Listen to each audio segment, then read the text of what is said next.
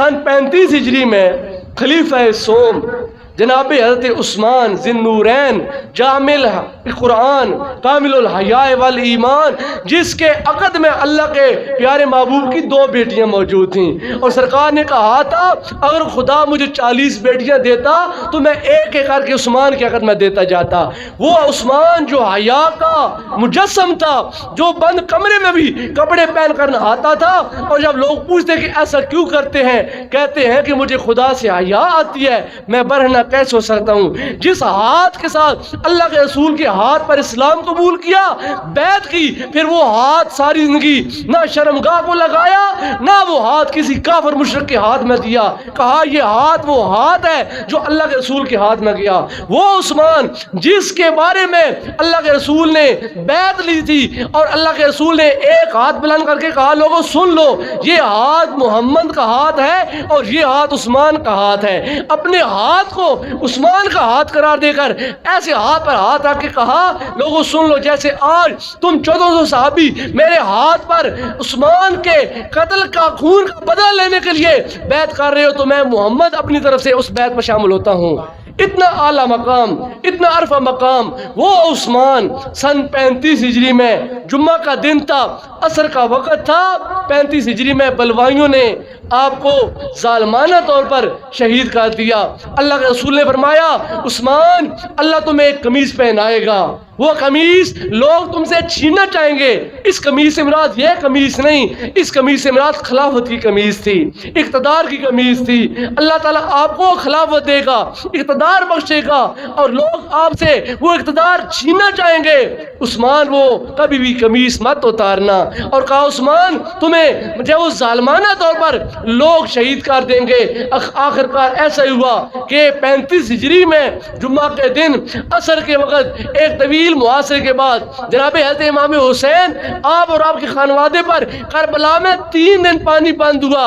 اس کو تو ہم بیان کرتے ہیں، لیکن عثمان وہ انسان ہے جس پر بلوائیوں نے 40 دن تک پانی بند کیا تھا۔ اور عثمان کا مقام و مرتبہ یہ ہے کہ جس کمرے میں عثمان محصور تھے، اس کمرے پر دروازے پر سیکورٹی گارڈ ایک طرف امام حسن تھے، ایک طرف امام حسین تھے۔ دونوں صاحبزادگان کو مولا کائنات نے جب وہ وہاں پر محافظ مقرر کیا کہ تمہارے ہوتے ہوئے یہاں سے کوئی بلوائی اندر نہ جائے، اس دروازے سے تو بلوائی اندر نہ آ پائے، پیچھے سے انہوں نے جب وہ چھلانگ لگائی اور آپ کے چھت وہ چھت کو پھاڑ کر انہوں نے اندر داخل ہو کر آپ کو جب وہ مسلمان ظالمانہ طور پر شہید کر دیا۔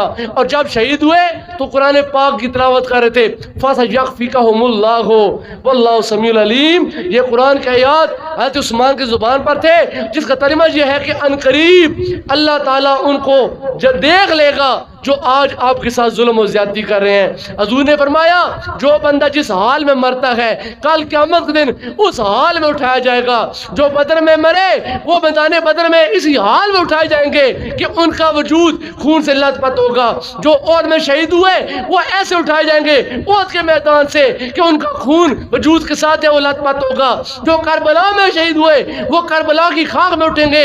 عثمان تو کتنا دھنی ہے مقدر کا، جب تجھے اٹھایا جائے گا تیری کسی کی گواہی بدر کا میدان دے گا، کسی کی گواہی احد کا میدان دے گا، کسی کی گواہی کربلا کا میدان دے گا۔ عثمان تو وہ جامع القرآن ہے، تیری گواہی خود قرآن دے گا، تیری گواہی خود رحمان دے گا، اور عثمان کے حق میں گواہی کو قبول کیا جائے گا۔ حضور پاک نے فرمایا صحابہ عثمان حیا کا پیکر ہے، اپنی بیٹیوں کا نکاح عثمان کے ساتھ کرو۔ اپنی بیٹیوں کا، میرے پاس اور بیٹیاں نہیں، پہلے حضرت رقیہ کا نکاح کیا۔ حضور بدر کے میدان سے جب واپس پلٹے، بدر کے میدان میں غزوہ بدر میں عثمان موجود نہیں تھے۔ آپ کو سرکار نے حکم دیا عثمان تم گھر رہو، میری بیٹی تمہاری بیوی بیمار ہے۔ حضرت رقیہ بیمار تھی، کہا ان کی تم تیمارداری کرو، ان کی حفاظت کرو۔ لیکن جب بدر کا میدان مکمل ہوا اور جب بدر کے شہداء اور بدر کے غازیوں کا ایک لسٹ مقرر کی گئی، لکھی گئی، تو وہاں پر پہلا نام تھا ابو بکر، دوسرا نام تھا عمر، تیسرا نام عثمان لکھا گیا۔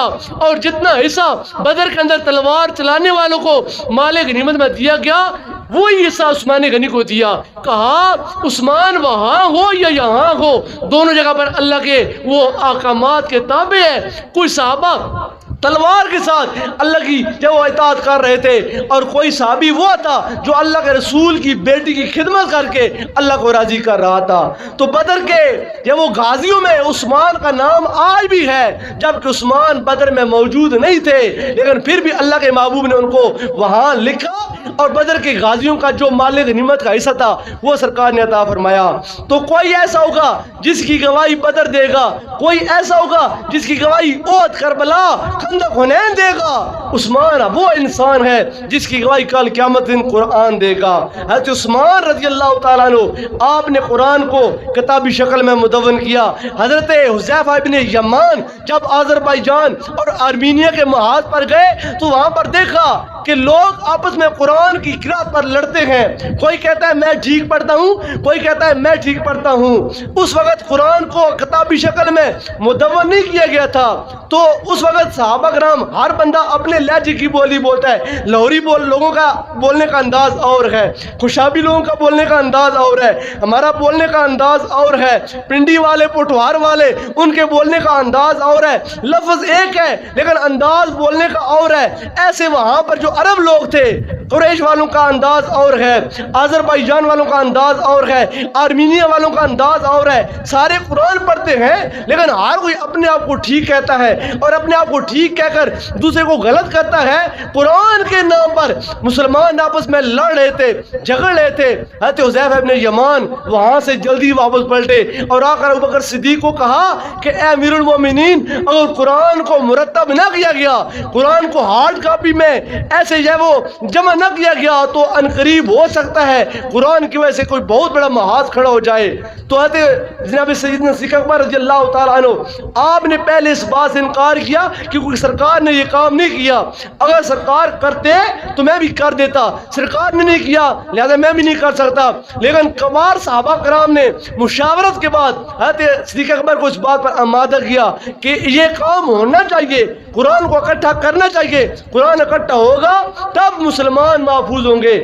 آپ کی پھر مشاورت کے ساتھ حضرت زید بن حارثہ کو مقرر کیا گیا امیر، اور تمام صحابہ کرام جو پڑھے لکھے تھے ان کو ملا کر قرآن کو جب وہ جمع کرنے کا عمل جب وہ آغاز ہوا، ایک کاپی بنائی گئی. پھر وہ ایک کاپی چلتی رہی آپ کے دور میں، عمر فاروق کے دور میں. لیکن پھر قرآن پاک کو قریشی رسم الخط پر پہلی بار ہارڈ کاپی میں جمع کرنے والا انسان حضرت عثمان ابن عفان تھا. آپ نے قرآن کو قریشی رسم الخط پر لکھا اور پھر اس قرآن کی کاپیاں کی گئیں، ان کے مزید مصودات اور ان کے مزید مخطوطے مقرر کیے گئے اور لکھ کر تمام ممالک میں بھیج دیے گئے اور حکم دیا گیا اس قرآن کے مطابق تم نے قرآن پاک کو آگے مزید لکھنا ہے، چھاپنا ہے اور نشر کرنا ہے، اور اس قرآن کے علاوہ جتنے بھی دیگر قرآن پاک کے نسخے ہیں ان کو دارالحکومت مدینہ میں بھیج دو، اس کو ہم خود محفوظ کر لیں گے. تو آپ قرآن پاک کو جمع کرنے والے ہیں، آپ حیا کے پیکر ہیں. اور آج کے دن پھر جب وہ 1409 سال کے بعد آج حضرت عثمان کی شہادت کو، اس دن بھی جمعہ تھا، آج بھی جمعہ ہے. اس دن بھی جب 18 ذی الحجہ تھی، آج بھی 18 ذی الحجہ ہے. اس دن 35 ہجری تھی، آج 1444 ہجری ہے. تو 1409 سال پہلے آپ کا انتقال ہوا اور آج کا 1409 سال کے بعد آپ کا عرس مبارک آج کے دن ہے. اللہ